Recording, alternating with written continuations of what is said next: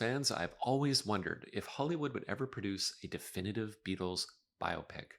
Well, on February 20th, 2024, it was announced that Sony Pictures Entertainment, in collaboration with Apple Corps, will be doing just that. I guess the recent wave of successful biopics has proven that there's a market for movies about legendary musicians. Speaking as a bit of a Beatles fan myself, I can say that I'm very excited about these films, but I wouldn't be a self-respecting Beatles fan if I didn't have some questions. A Beatles biopic comes with some really interesting challenges that set it apart from others in the genre. So I've done some reflecting and put together 9 key questions that I think the filmmakers will need to get right in order for this film to work. So let's get into it on The Art of Storytelling. As of the time of recording, we know next to nothing about this project. We don't know who will be cast as the Beatles. We don't know who's writing the scripts. We have no idea what the story will be. What we do know is that it will be directed by Sam Mendes, who has directed several excellent films, including American Beauty and 1917. We know that Apple Corps has granted full life story and musical rights to the filmmakers for the first time ever.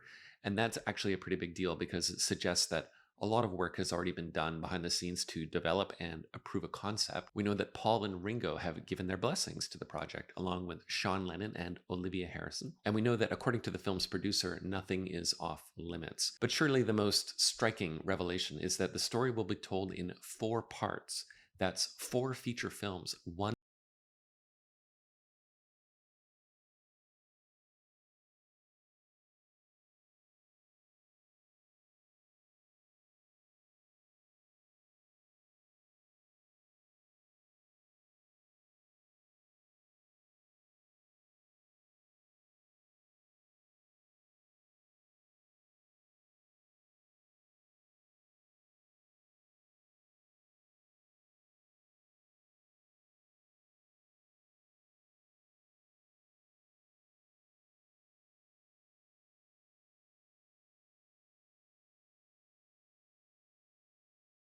for each band member. And each of these films will get a theatrical release sometime around 2027. So, with that basic information in mind, let's start with question number 1. Is this a definitive Beatles story? There have been so far around 18 unauthorized Beatles biopics over the years with varying commercial and critical success, and each of these puts the Beatles story in a very different narrative frame. So, there's the 2009 film Nowhere Boy, which focuses on John Lennon's teenage years, tells the story of his mother being killed in a road accident, his relationship with Aunt Mimi, his first encounters with Paul, the formation of the Quarrymen. It doesn't show anything past 1960. There's also the 1994 film Backbeat, which focuses on the Beatles' early days in Hamburg. The main character is actually Stuart Sutcliffe, the band's former bass player, and it's about his relationship with John Lennon and Astrid Kircher. And there's the 2000 film Two of Us, which tells a fictionalized story based loosely on the real-life event of John and Paul hanging out at the Dakota 6 years after the band's breakup. There is, of course, a good reason why these films focus on a very specific event in the Beatles' story, and that's because any comprehensive account of the Beatles' career would be next to impossible to cover in one movie. And this might be one of the justifications for spreading the story across 4 films. I think a lot will come down to whether the filmmakers are striving for that comprehensive telling of the Beatles' story. And as much as I'd like to see the Beatles' story rendered in exhaustive detail on screen, I have to say that a sensible screenwriter will probably caution against this and instead focus on question number 2. What is the central conflict? Movies need drama, and drama needs conflict. So the writers will inevitably need to make a decision about what the central conflict of the Beatles' story is. What will be the source of the story's dramatic tension? There's a few things to choose from here. There's the complex relationship between John and Paul that's full of lots of love and camaraderie, but also has a lot of rivalry and sometimes complex feelings of jealousy. There's the conflict with the fact that George and Ringo were often overshadowed by the Lennon-McCartney duo, leading to tensions in the studio and beyond.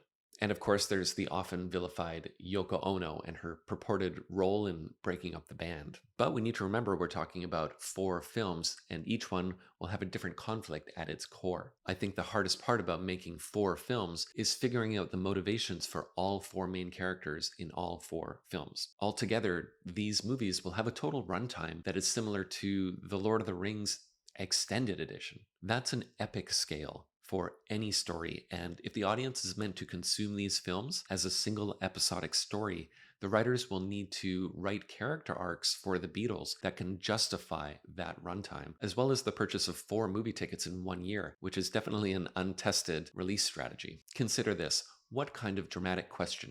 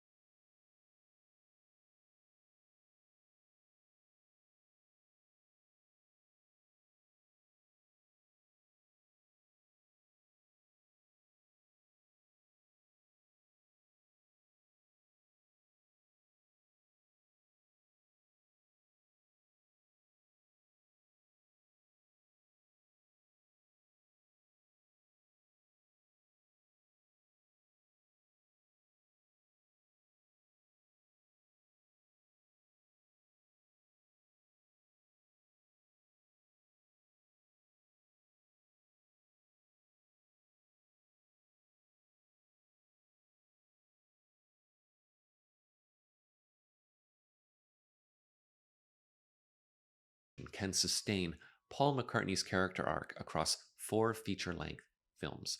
What is his ring to destroy? Something that will culminate in a satisfying resolution after 8 to 10 hours of runtime? Or will Paul's arc only be present in his film?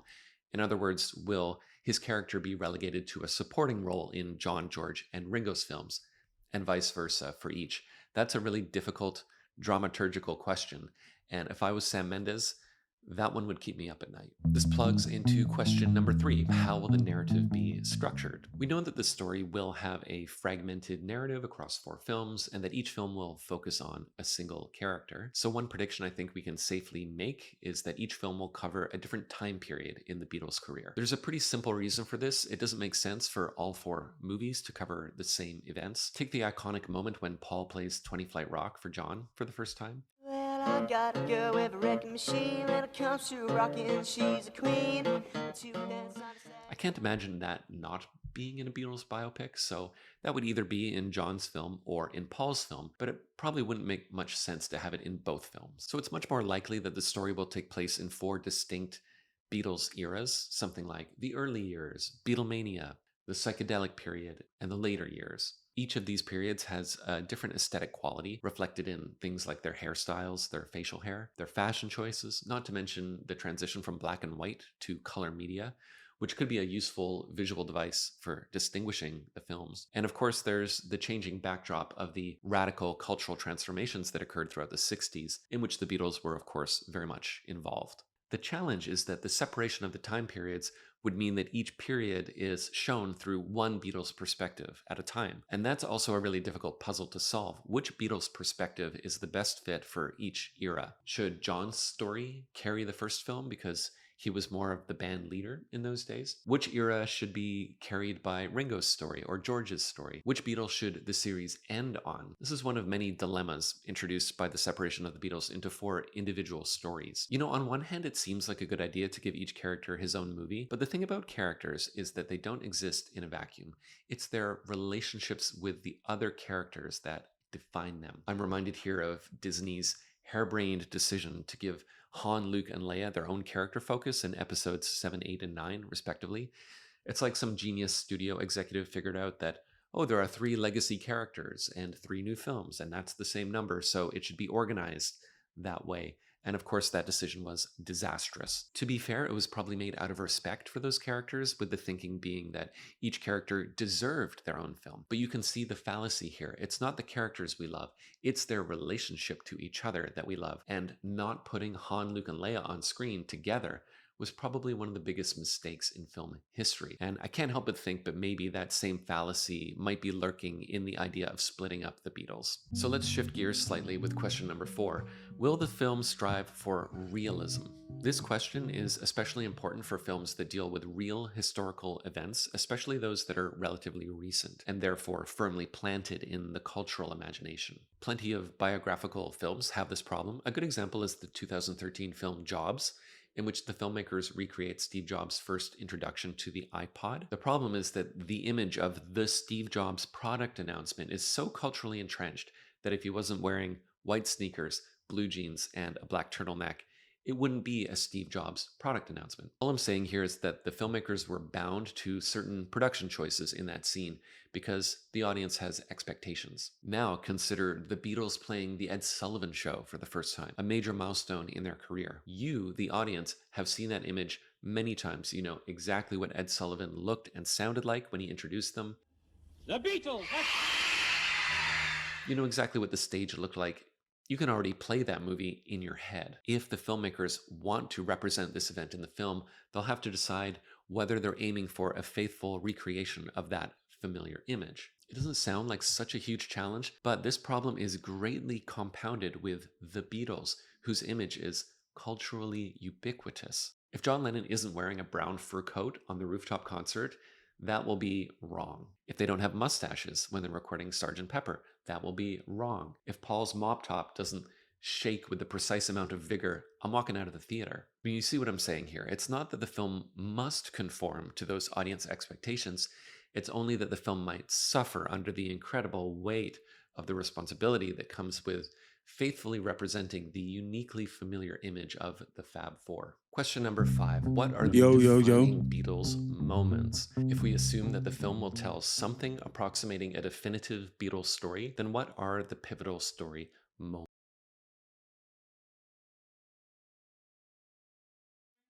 Naturally, the writers are going to look to the band's real history for inspiration, and there are a lot of iconic moments to choose from. There's Brian Epstein hearing them at the Cavern Club for the first time. There's the band recording Love Me Do, their first #1 with George Martin. The band getting off the plane at JFK Airport at the start of the British invasion. The concert at Shea Stadium. There's John saying they're bigger than Jesus. The release of Sgt. Pepper. Didn't know he said that. Brian Epstein. Maharishi and the trip to India, or the live worldwide broadcast of All You Need Is Love. Wow. To me, any and all of these feel like they're critically important to the band's story, and I'm sure you've already thought of a few more. If you think this through for just a few minutes, you realize that there are just too many defining Beatles moments for even 4 feature-length films to adequately cover. And this means the filmmakers will have to be very selective about which moments they feature as the defining moments of the band's career. You have a similar problem with question number 6, which is which characters will be featured. It's hard to imagine a definitive Beatles story that doesn't include George Martin, Brian Epstein, Yoko Ono, Linda Eastman, Pattie Boyd. The list goes on. And what about the other famous musicians in the band's social orbit, like Dylan or the Rolling Stones? The only point here is that the story... You forgetting about Little Richard.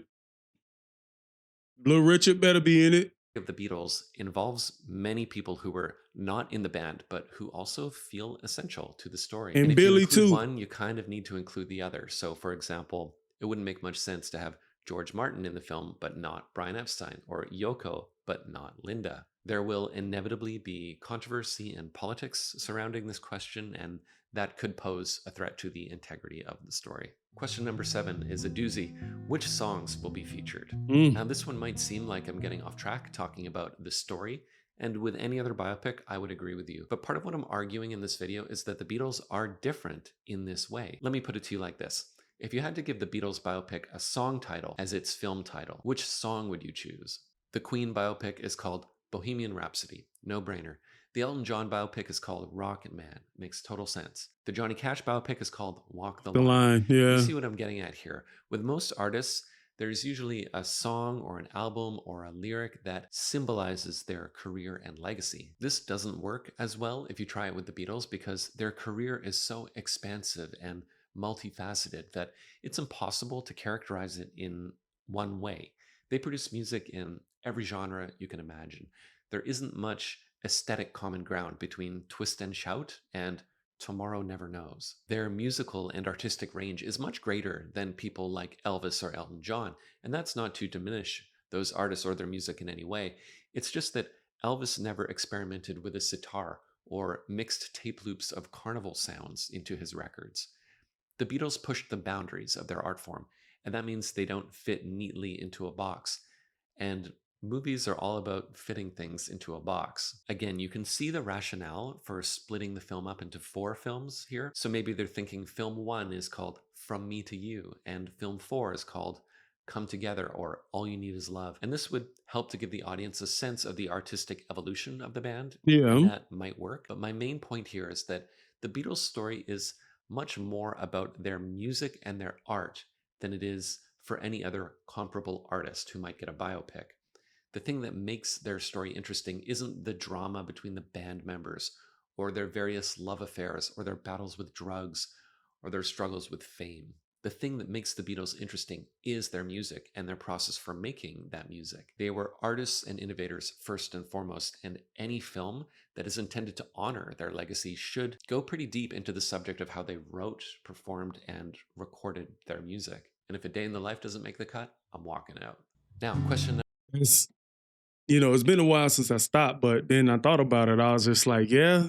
I mean, you talking about these songs, these movies could possibly be like Titanic level. They could be like 3 hours. You know what I mean? And I know we all know that the music industry has like, I mean, the movie industry has like limits. You know what I'm saying? So you talking about? I think each of these movies are going to be about 2 hours and 30 minutes. Like it's so much to cover, but then they also have a harder job in building the storyline because if you're going to do it on separate Beatles members and stuff or separate focus and stuff, you got to make the audience want to know what George is thinking. You want to make the audience, you know what I'm saying, hero story with Ringo. You know what I mean? Like yeah, they got a job on them, man. The writers at least. Number 8, what is the moral of this story? This question relates back to the one about conflict. Assuming the Beatles are the main characters and that each has some kind of central conflict, what lesson will each Beatle learn at the end of his story? There's certainly no obvious moral arc in the overall Beatles story. I suppose in some ways it's a tragic story because, despite being extremely close, they ultimately broke up and sued each other and never got back together. My point is that there isn't really a satisfying ending for the Beatles. And actually, there's kind of a lingering sense of melancholy in the fact that we never got the cultural catharsis of seeing John and Paul publicly reconcile or share a stage again. You could kind of feel this unresolved emotion in the recent release of the song Now and Then, which many people wanted to interpret as a song written by John for Paul. We want so badly to believe that their bond triumphed over all the animosity of their separation and that they're still a band, even today. So if I was writing this film, I'd be very careful about how I handled John's conflict with Paul, and especially how that conflict resolves. And it will need to resolve somehow because it's a film, and films, unlike real life, have moral resolutions. So the question will be, does love triumph over all? Or does John and Paul's relationship and separation teach a more complex and perhaps tragic lesson about how people who love each other can be torn apart? Mm-hmm. Either one could work. But if we assume that the filmmakers want to end the film on a more positive note, then the series will need a final moment of triumph for the band somewhere near the end of their career. And this would have to be their final performance on the rooftop at Apple headquarters. And if I had to guess, I'd say that's where the film's 4 stories will culminate and resolve. It would be great to have Alan Klein enter as a villain who tries to turn the Beatles against each other and take over their business. But then you'd want to see the Beatles overcome that threat with the power of their friendship. And we all know that's not really how things played out. The overall Nah. point here is that there isn't a clear lesson in the Beatles story, and the filmmakers might end up distorting reality a bit to put a Yeah, happy I ending think. on the Beatles story, where Yeah. it must be said, there really isn't one. All of these questions ultimately point to the final question, question 9, which is, why tell a Beatles story? And this is the question every filmmaker must inevitably answer, ideally before they make their film. As a Beatles fan, I think there are many good reasons to explore the story and legacy of the Beatles in the biopic format, but only if the filmmakers have something new and meaningful to say about the Beatles, some kind of original comment or interpretation to bring to that story. I think I probably speak for a lot of Beatles fans when I say that one of the things I like about them is that, despite their mythic status, they still feel like real human beings. They somehow strike this balance of being totally untouchable and iconic, and yet also relatable and likable. That's always been a big part of their charm and intrigue. I'm struggling to say this the right way, but my point here is that there's just something about the Beatles that sets them apart, puts them in a different class, and might make them fundamentally incompatible with the standard biopic treatment. In a world Mhm. where virtually every intellectual property has been strip mined for content, the Beatles brand has always seemed to be insulated against the culture industry's cynical and nostalgia baiting. So it's probably going to feel slightly weird to watch the Beatles get processed through the Hollywood dream factory, especially with whatever AI tools exist to manipulate the Beatles' image and sound. But to end on a note of optimism, Sam Mendes is an excellent filmmaker. He has a theater background and a very good sense of how to adapt stories for the big screen. And of course, the one big ray of hope is that Paul and Ringo have personally signed off on the project, and that will give the films the credibility of being an official Beatles product. And at the end of the day, anything that has the blessing of the surviving Beatles is something I'm very much interested in seeing. So, Right. Beatles fans, I know you have thoughts. What are your fears, your hopes, your script notes for the Beatles biopics? Thanks. Pretty dope, man. Shout out to you, man, for really bringing it all together, man. They should hire you on as a liaison or something, or I don't know. So appreciate Daniel for sending me this one, man. It's a lot to think about, and I think a lot of the things he said in the video was things I spoke about before, even in my separate comments. But I mean, it's definitely going to be a complicated product. It's going to be a complicated project as well. So let me know how you guys feel in the comment section below. And shout out to Daniel. And we got one more to go. So catch you guys at another one. All right. Peace.